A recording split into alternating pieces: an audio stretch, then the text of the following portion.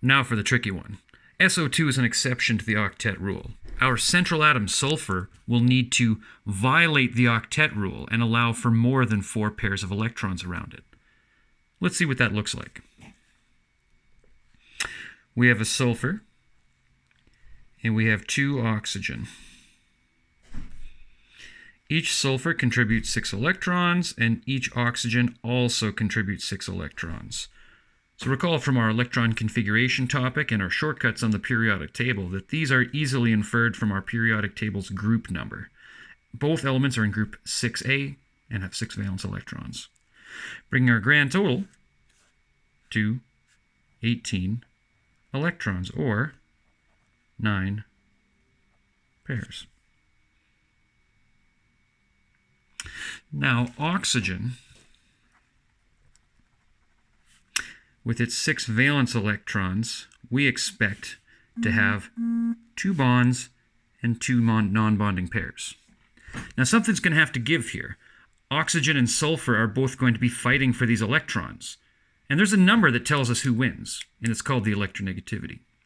Oxygen, with its electronegativity of 3.5, and sulfur with its electronegativity of, if I remember correctly, 2.8, means that oxygen gets to win. So oxygen is going to take its preferred state, leaving sulfur to figure something out on its own.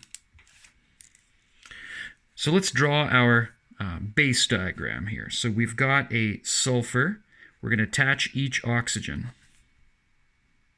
We have 9 pairs to work with. We've used 2. So 1, 2, 3, 3, 4, 5, 6, 7, 8, and 9. We're out of electrons, and sulfur does not have a satisfied octet.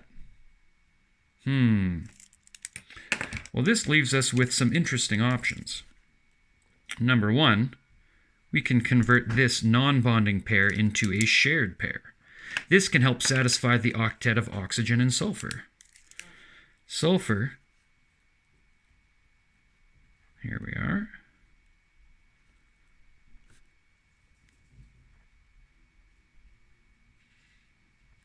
now has 4 pairs of electrons around it. But you'll notice that there's something strange going on here. This oxygen has 3 non-bonding pairs and a shared pair. This sulfur has 1 non-bonding pair and 3 shared pairs.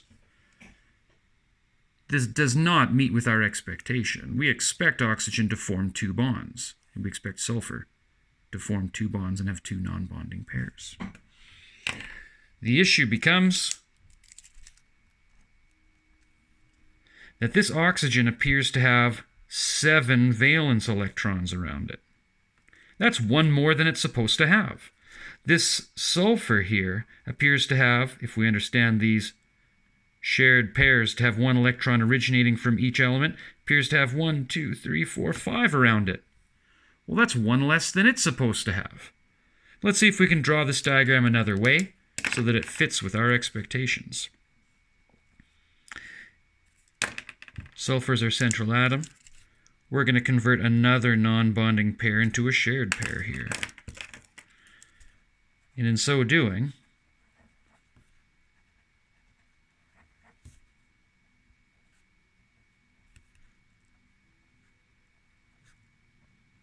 we're going to create the final diagram of SO2. Now, what makes this diagram the best diagram for SO2 is that it satisfies the predicted electron structure of an oxygen atom, which is to say it should have 2 non-bonding pairs and 2 bonds. If we look in this diagram, we have 2 non-bonding pairs and 2 bonds. Now, sulfur is kind of stuck in the lurch here. But if we look closely, if each one of these shared pairs had a valence electron that originated from sulfur, 1, 2, 3, 4, 5, 6, that satisfies its valence count. So what happened here is a non-bonding pair was split to satisfy the oxygen. Oxygen gets what it wants, and the element in the middle is stuck trying to figure it out. There you go.